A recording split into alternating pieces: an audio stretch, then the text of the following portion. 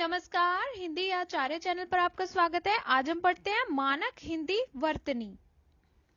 केंद्रीय हिंदी निदेशालय ने 1968 में सबसे पहले हिंदी वर्तनी का मानकीकरण नाम से एक छोटी पुस्तिका प्रकाशित की थी और फिर 1983 में इसका संशोधित संस्करण देवनागरी लिपि तथा हिंदी वर्तनी का मानकीकरण प्रकाशित किया गया। अब इसमें जो नियम है वह पढ़ते हैं। सबसे पहला नियम है खड़ी पाई वाले व्यंजनों को जब हम संयुक्त रूप से बनाएंगे तो इनकी खड़ी पाई हटाकर इनका संयुक्त रूप बनाया जाएगा। जैसे कि ख की खड़ी पाई हटाकर ख्याति बना, ग की खड़ी पाई हटाकर लग्न बना, घ की खड़ी पाई हटा दी विघ्न बन गया, च की खड़ी पाई हटा दी कच्चा बन गया, ज की खड़ी पाई हटा दी छज्जा बन गया, ण की खड़ी पाई हटाकर इस तरह से हम नगण्य लिखेंगे। फिर त की खड़ी पाई हटा देंगे, कुत्ता इस तरह से लिखा जाएगा। थ की खड़ी पाई हटाकर पथ्य, ध की खड़ी पाई हटाकर ध्वनि, न की खड़ी पाई हटाकर न्यास, प की खड़ी पाई हटाकर प्यास, ब की खड़ी पाई इस तरह से हटाकर हमने डिब्बा लिखा। फिर भ की खड़ी पाई हटा दी तो बन गया सभ्य, म की खड़ी पाई हटा दी तो रम्या, य की खड़ी पाई हटा दी तो बन गया शैया, ल की खड़ी पाई हटाने के बाद उल्लेख बना और व की खड़ी पाई हटाने से हम व्यास। इस तरह से हम संयुक्त व्यंजन इनके बनाएंगे।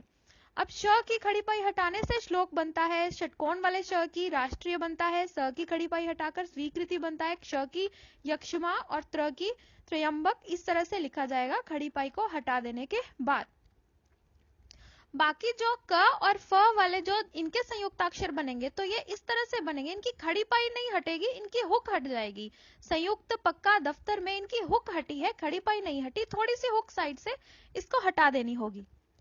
बाकी ये जो है ड छ ट ढ ढ इनके हल चिन्ह के साथ लगाकर ही इनके संयुक्ताक्षर बनाए जाएंगे। वांगमय, बुढ़ा, विद्या, इनको हम इस तरह से चिन्ह, ब्रह्मा आदि इस तरह से हम हल चिन्ह लगाकर लिखेंगे। और जो र के तीनों प्रचलित रूप हैं ये बिल्कुल वैसे ही रहेंगे, जैसे पैर में र आएगा, प्रकार में, ऊपर र आएगा, धर्म में, राष्ट्र में, ये तीनों प्रकार का र तीनों रूप उन्होंने प्रचलित कर दिए।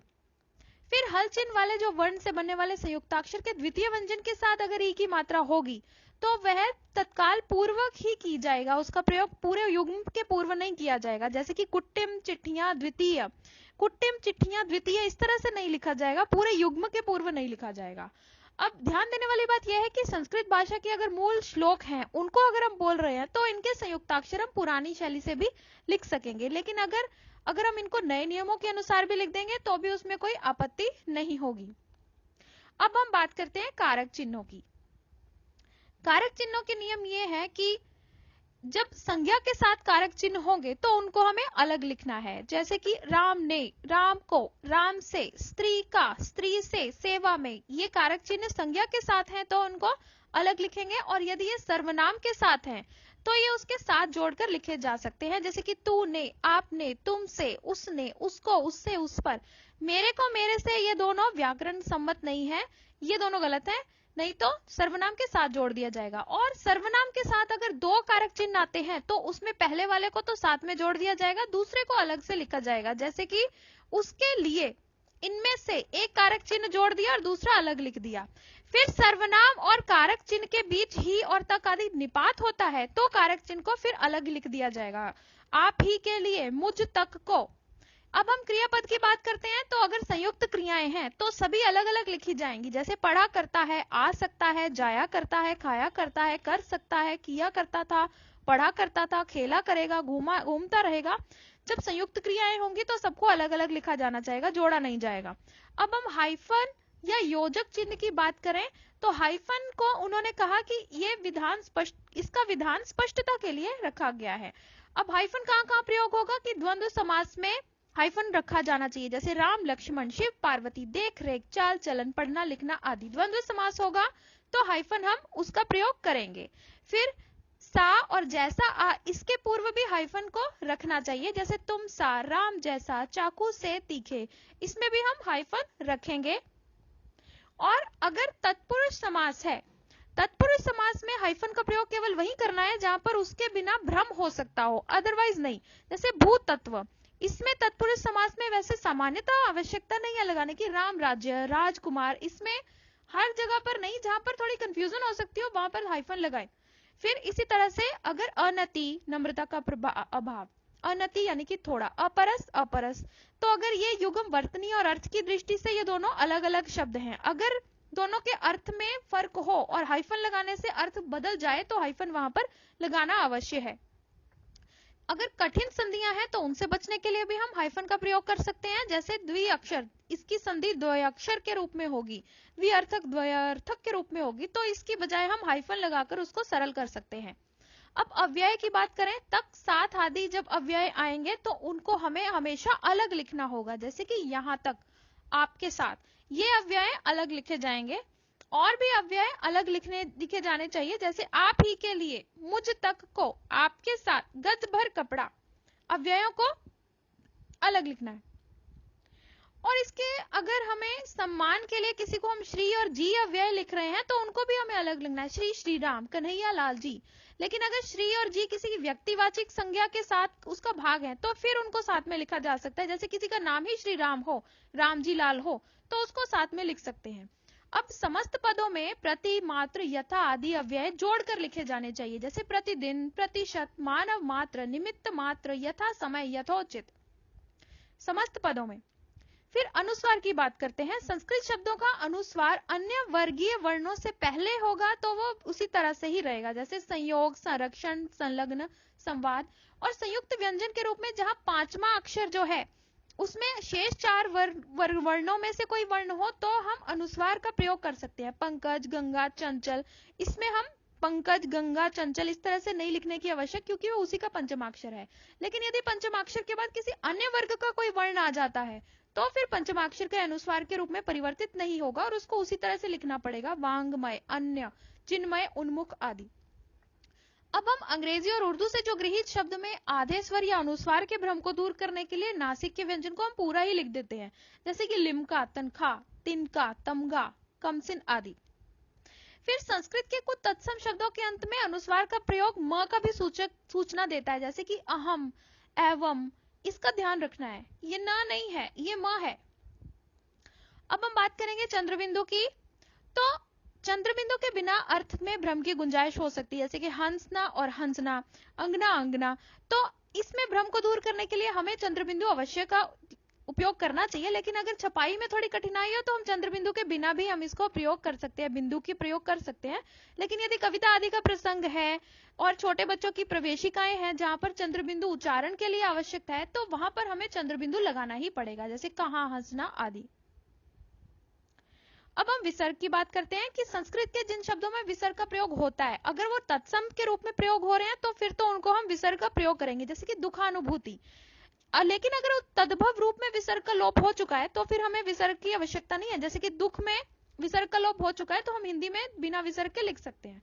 अब हम बात करें तत्सम शब्दों के अंत में विसर्ग का, अगर तत्सम का है तो अनिवार्य है विसर्ग, अतः, पुनः, स्वतः, प्रायः, पूर्णतः, मूलतः, वस्तुतः।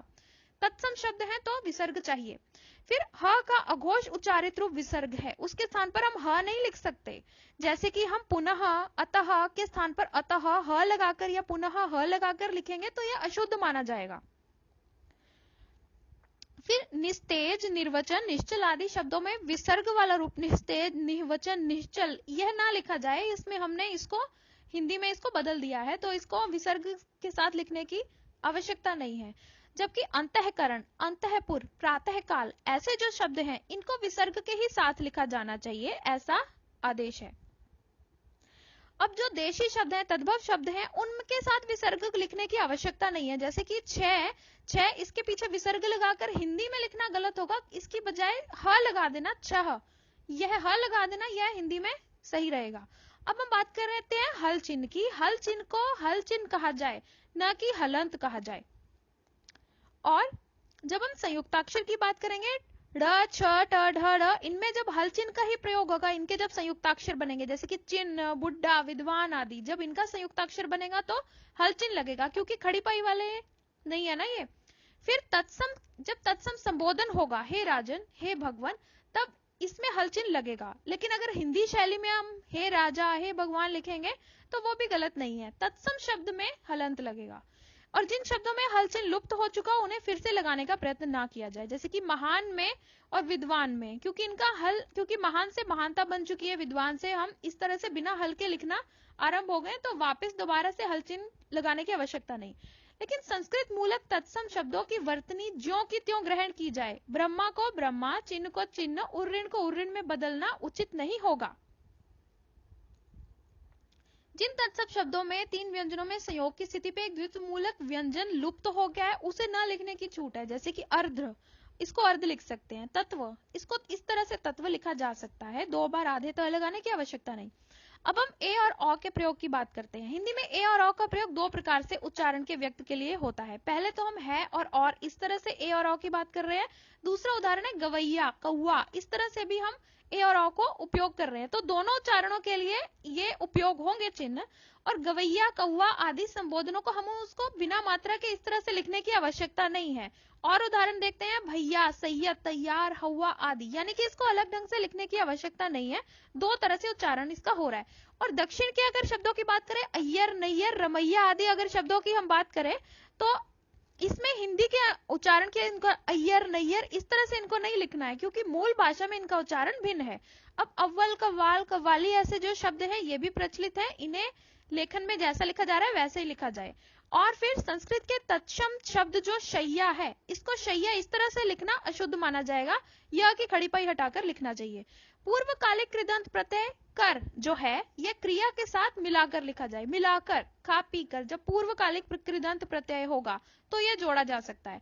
अब वाला की बात करते हैं, तो क्रिया रूप में करने वाला, आने वाला, बोलने वाला को अलग लिखा जाना चाहिए, जैसे कि मैं घर जाने वाला हूं, जाने वाले लोग, जब क्रिया रूपों में इस तरह से आएगा तो वाला अलग लिखना चाहिए। लेकिन अगर ये प्रत्यय के रूप में, योजक प्रत्यय के रूप में आया है, घर वाला, टोपी वाला, दिल वाला, दूध वाला, तो ये इसको एक शब्द के समान ही इसको जोड़कर लिखना चाहिए जब ये योजक प्रत्यय के रूप में आया है।